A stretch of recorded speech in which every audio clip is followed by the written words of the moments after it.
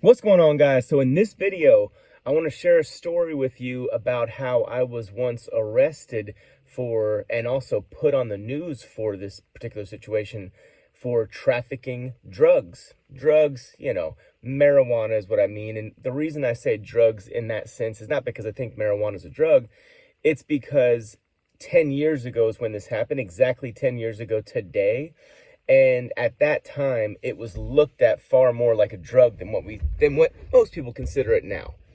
So what happened? Went out to California. It wasn't my first time to do this, by the way. It was my first time to do it in a few months, though, I will say that. Went out to California, bought some weed. It ended up being phenomenal product in terms of the quality of it. It was much more expensive than what we set out to do, because if you guys know anything about that industry, summertime the prices tend to rise up a bit, dependent upon the amount of weed around, right? So if there's no more outdoor and everything's dep, well, summertime prices are going to go up, and usually they go up at least a little bit. But at that time, it was a rough summer. I remember, like, we couldn't even find anything decent that was outdoor quality stuff. So anyways, we ended up having to adjust, get less units, get less pounds, and buy top quality stuff. I will also say this stuff in Austin, Texas, it was worth $4,000 a pound. So just keep that in mind. So a friend of mine, his name is Justin. He's passed away now. He's one of my best friends ever. I miss him. He paid up front for 4 pounds. That's relevant to this story, okay? So I got arrested with 12 pounds of weed in Austin, Texas. So we go out there, we buy the weed. Justin gave me his money first. I bought his weed too. When we left there, the person that we bought it from, his girlfriend offered to mail it for us. And we're like, oh, sure, that sounds great. We don't have to worry about it. We just buy the stuff and get on out of town. So we do that. She then proceeds to not answer our phone calls for like a week, because she was, as we found out several days later, she went to Reggae on the River. It's a pretty cool little kind of festival type thing out in Humboldt County. I believe it's in Humboldt. And she went out there and basically just had some fun with the money we paid her. And then she finally ended up sending the stuff, no big deal. Okay. So she sends it, and when she does that, she texts me the tracking numbers. Or maybe, I'm not sure if she texted it to me or if she called me and I wrote them down. But I remember writing them down on a piece of paper. That's relevant. I'll just bear with me on that.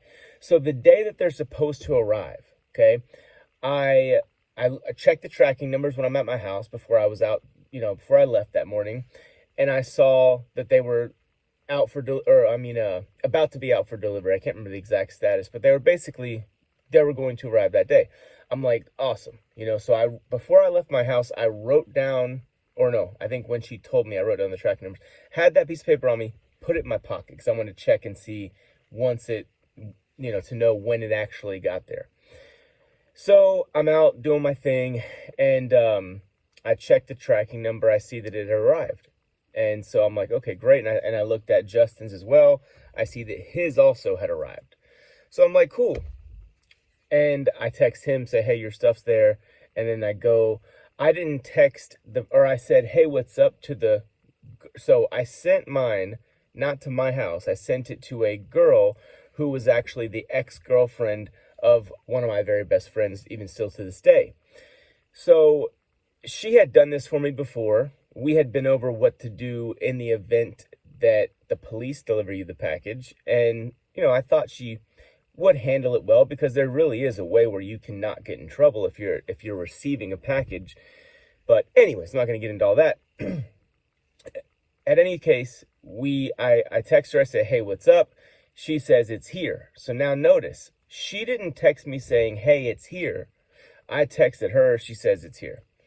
So I'm like, I don't know if that's why or whatever, but I had a weird feeling, okay? I definitely had a weird feeling about the situation. So anyways, I head over to her house, and before I left, I was actually with my friend my best friend who was her ex-boyfriend, and I say, hey man, can I take your car? Because I had paid for my car in cash, and I know that in the event that, you get arrested with a certain amount of product of drugs, and they consider marijuana a drug. I don't, but if you get arrested with a certain amount of drugs, they can at times seize your vehicle. I mean, I had a friend who got pulled over with like $50,000 in cash and 1 pound of weed, a couple, maybe 2 years before this happened, and they seized this Tahoe. They just took it. It was he paid $20,000 cash for that Tahoe, and they took his Tahoe, took his money, obviously took his weed, and he ended up having to go to prison for a year. So these were very different times, guys. Prison. This kid went to prison for a year for a pound of weed. Now, he had been caught with many pounds of weed on multiple occasions. So there's that as well. And of course, when the government, sees $50,000 in cash, and they're like, and they kind of get pissed, right? They want to stick it to you a little bit more. So I'd imagine that's part of the reason why. Anyways, so my friend says, yeah, sure, you can use my car. I'm like, cool. I go over there, I'm on my way, and I have this weird feeling, right? So I arrive into her apartment complex, and I'm kind of trying to fight this. I'm battling with this weird feeling in my head. I drive she lived in the back of this apartment complex. If anybody's familiar with Austin, it was off Slaughter and South 1st Street. So I'm driving back there. As I'm going over this speed bump pretty close to her apartment, I'm going over it, and there's a car coming this way, right? And we both go over the speed bump at like the same time. I see, or at least I thought I saw, some type of an emblem on that car, like a sticker, I couldn't make out what it was because it was just out of the corner of my eye. But I saw that, and I kind of slowed down and looked in my rearview mirror, and that car sort of did the same thing. It was a white Jeep. But I'm thinking like, I'm trying to battle myself and just kind of fight don't be paranoid, just go get your stuff. That's, this stuff is worth a lot of money, whatever. So I'm like, all right, I'm going to go get it. And then I stop and I have this thing. I'm like, I'm not doing it. I'm leaving. I don't feel right. I'm leaving. So she lived in like this, where her apartment building was in this complex, there's like a cul-de-sac, right? So I pull into the cul-de-sac and I go left to go around it and make a circle and leave. I'm just like, I'm going to leave. It'll be there. If there's nothing wrong, it'll be there in a day or two. You know what I mean? That was kind of my thought on it. And, you get into this situation where you just do stupid shit sometimes, even though you know better. As I'm making that circle and about to leave, I see a parking space. Like, this is so insignificant, but at the time, it was what I kind of justified. It was what helped me justify my actions in this case, right? I see a parking space right in front of her stairs that was open, right? It was a wide open spot. Every other spot's taken. And I just, at the last second, swing the wheel. I'm telling myself, you know what? Stop being a little pussy. Go up there and get your shit, right? Everything's fine. So I park, and I just don't think about it again. I walk up there. She lived on the 2nd floor. I knock on her door. So I knock on her door. She opens the door, and I can tell that she had been crying. I see tears in her eyes. She's like, she does not look excited to see me per se, right? She looked like she was mortified. Poor girl. And so as I see that, I hear footsteps running up behind me, and then a very tall, big man kind of like moves her to the side, and he's wearing plain clothes, but he is wearing a necklace, kind of like dog tags, with some type of badge. And he grabs me by my shirt, pulls me in the apartment, and it was just him and the other guy. They were actually postal inspectors, so they're throwing me around, kind of really just beating me up and yelling at me and telling me. They're pointing to the box, and they're like, this is your box of weed, blah, blah, blah. That really was what happened. Like, they basically just beat me up. And so I'm freaking out, obviously. There's like a minute where I'm thinking about so much different stuff. I'm freaking out, right? I'm about to go to jail. In my opinion, I thought maybe I was going to go to prison. Like, I didn't really know the laws of this stuff at that time. They're telling me I'm going to prison for 10 years, federal prison for 10 years, this, that, and the other. Of course. But anyways, I finally kind of come to after that minute of chaos in my mind. And I tell them, I say, look, man, I don't know what the fuck you guys are talking about. I knocked on a friend of mine's door. You grab me by my shirt, pull me in, throw me around. You guys beat me up. And now you're pointing at some fucking box and telling me it's mine. I've never seen it before. And the two stooges, kind of look at each other like, they were obviously trying to hide that from me. But they were like, nah, kind of like, you don't know what you're talking about, kid. You're going to federal prison for 10 years. They were like, you just tell us, tell us where you got this. Tell us, maybe you can get this person to bring you a bunch more here into Texas or whatever. Maybe you could, if you want a way out of this, you can find us 3 people with X amount of what, drugs or whatever. And I was like, look, man, I don't know what you guys are talking about. I didn't do anything wrong. I just knocked on my friend's door and blah, blah, blah. That was a great alibi, or I don't know if that's the right word for it, but that was a great, like, legal argument, I felt. Now, remember I said I wrote down those tracking numbers. That was in my pocket, the piece of paper. Obviously, they search me, my person, and they find that piece of paper. Then they look up the tracking numbers. They see that one's going to Denton, Texas, just outside of Dallas, and they immediately get on the phone, and the first thing I'm thinking is, oh my God, not only am I in trouble, but I just got Justin fucked. You know what I mean? Like, I'm so upset. Like, honestly, that was the only thing I was thinking about while I was in jail. I was like, dude, I cannot believe I got Justin in trouble too, blah, blah, blah. I was very upset about it. I end up getting out of jail in Austin. There's a thing called a PR bond. I get out of jail, and it's where you pay $20 to get out of jail. I didn't qualify for it, but I hired a lawyer, paid a lawyer $1,000, and then all of a sudden I qualified for it. Don't know how that works, but hey, I get out on the PR bond. I go home. First thing I ask, my friends and everybody, I'm like, hey, is Justin, I was assuming Justin's in jail.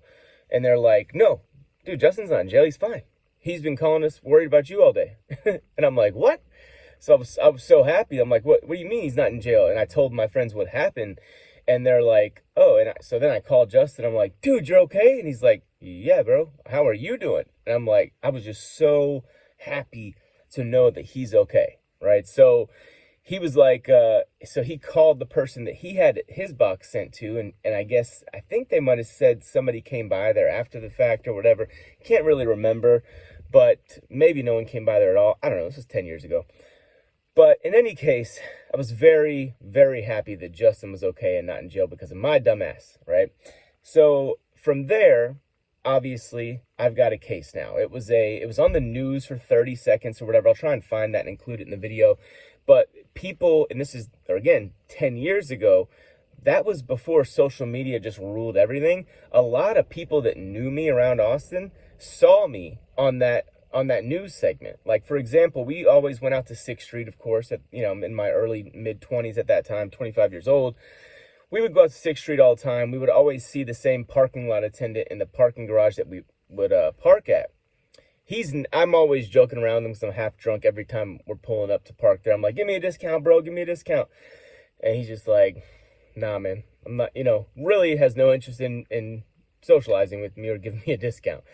And so this time I pull up, and it's obviously like a week or two after I had been arrested and on the news and all that. As soon as I pull up, I roll the window down, and he's like, yo, dog. He's like, bro, I saw you on the news, man. He's like, I saw you, dog. How you hold? You gonna have to go lay down? You have to go. He's basically asking me, I'm gonna have to go to prison for a while. And I was like, I don't know, man. I'm fighting it in court. I was like, that's crazy that you saw it, and he was like, bro, I got you, man. It's on me. You can go park for free tonight, blah, blah, blah. And so that was pretty funny. All my friends, we had a pack full of people in my Jeep, and like everybody got a kick out of that. It was pretty funny. Anyways, so I'm going to trial is what my mentality is. I say, we're going to push them to the brink of trial because I think, even though I had the stupid tracking numbers in my pocket, I think that aside from that, there's no other real concrete evidence, right? Like, imagine if that girl, who, by the way, moved to Baltimore, and I knew she wasn't going to show up to court. I had a feeling she wasn't going to show up to court. Don't want to get me in trouble. But she moved to Baltimore. I knew, again, felt like she wasn't going to show up to court just because that's a long hike for her or whatever. And so I had that in my favor. That's always going to make the prosecution a little bit dicey as far as, like, should we take this to trial or not? So I knew I had that going for me. Second thing was, if, like, I was at my house and I was receiving drugs, right? Illegal amount of drugs through the mail, would I not, if someone then, one of my friends knocks on the door, would I not be like, it's his? Because I was just thinking about that in terms of an argument that could be made in front of a jury. Plus, Austin, Travis County, is a place where nobody really cares about weed. And like, maybe I get a friendly jury that just doesn't want to see me go to prison for X amount of years, because if I would have lost the jury trial, I could have went to prison for, up to 10 years or whatever it was. I can't remember exactly. But anyways, I just didn't think they would take it to trial, and I wanted it dropped to a misdemeanor. At that time, that was the only thing on my mind. I said, I want it dropped to a misdemeanor. My lawyer, Rick Holmes, Austin, Texas, probably still practicing to this day. Really cool guy. It was referred to me from some people that I played poker with. Rick also plays a lot of poker. He invited me to be on his to be in his fantasy football league that year, which was a live draft and everything. Was a lot of fun. So one day, we went to court several times. If you don't know how that stuff works, basically you go, they make an offer, you make a counter offer, you come back next month or 2 months, whatever it was. So Rick at this point is getting tired of coming to court. I had to pay him a good chunk of change. I can't remember exactly what it was, but I did pay him quite a bit of money. But he was like, hey, even though you paid me, like, I'm getting to the point where we got to take a deal. They're not going to drop it to a misdemeanor, man. This DA has a hard-on for this case to a certain degree. Like, he's not dropping it. I'm like, okay. I'm like, ask him. I even went as far as to ask him if I could do 6 months in county jail if they drop it to a misdemeanor, and then you get out in 3 months, 3.5 months or whatever. He asked. They said no to that. I was actually pretty surprised.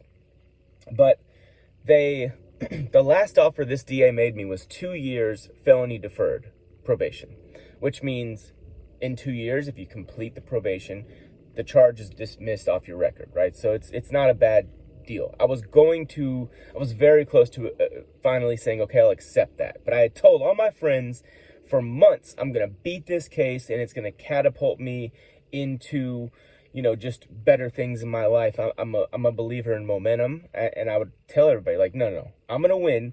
And that win is just going to catapult me into great things, And so finally we go in, and me and Rick had just done the fantasy football draft, and we're talking about our fantasy football draft in the elevator going up to, I think, second floor or whatever it was in the courthouse. And then we get out of the elevator and he's like, dude, I'm tired of doing this shit, man.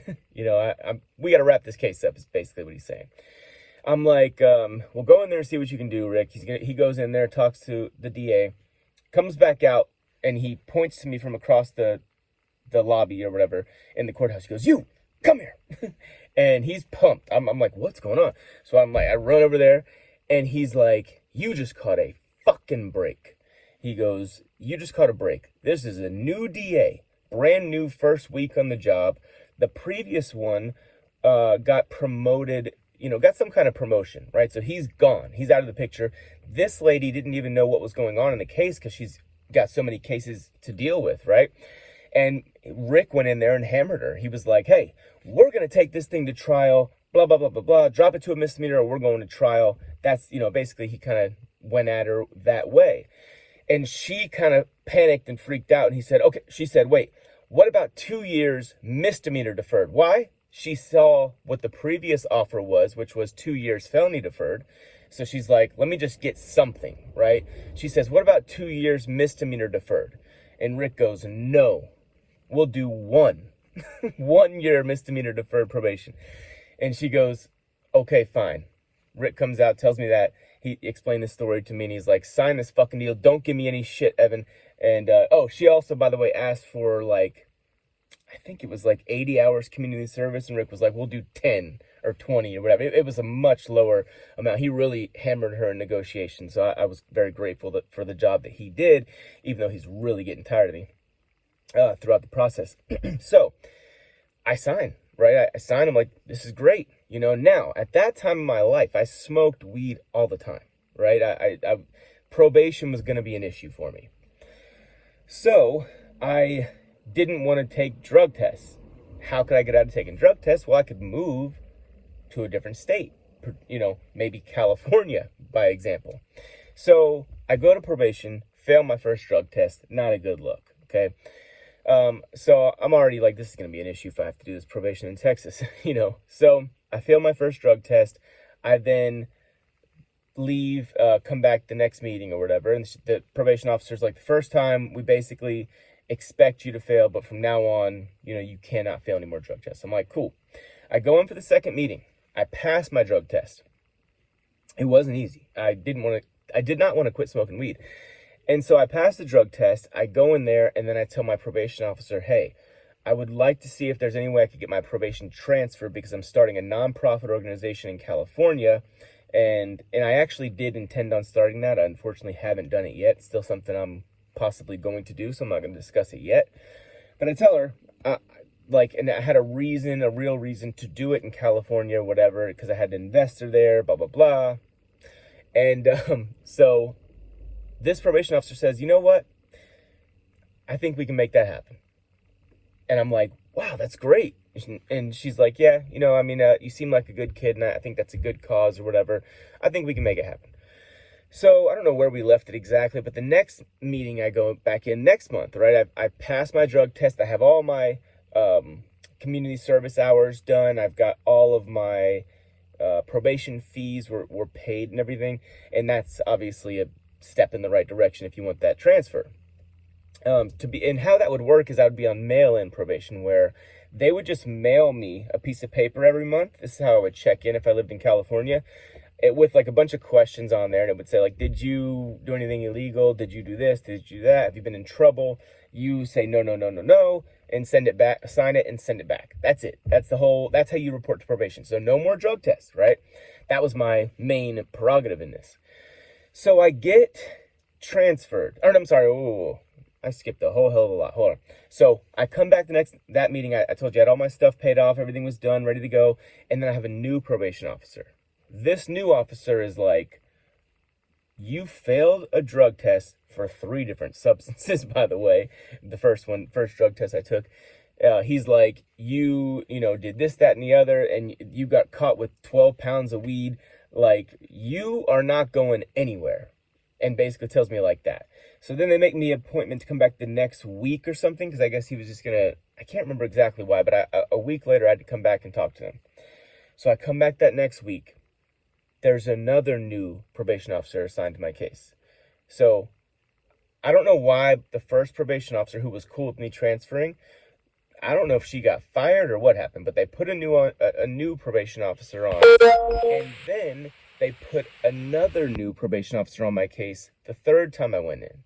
Third time was a charm. This person's like, dude, I don't give a shit. Signs off on my transfer. I'm all of a sudden officially transferred to California. Boom.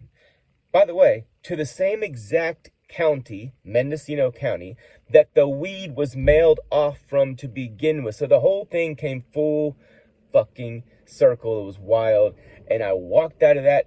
I remember walking out of that probation office that day, and I just felt like everything I had been telling everyone actually happened. I didn't snitch. I didn't turn rat. I didn't cooperate in any way, shape, or form. And I was done. I could smoke weed freely now. No more drug tests.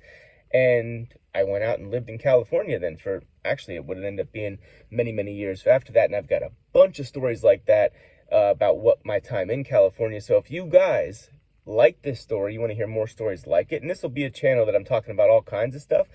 But if you want to hear more of my stories or more stories that you might find entertaining, subscribe, ring the bell, drop a comment below. Talk to you guys later. Peace.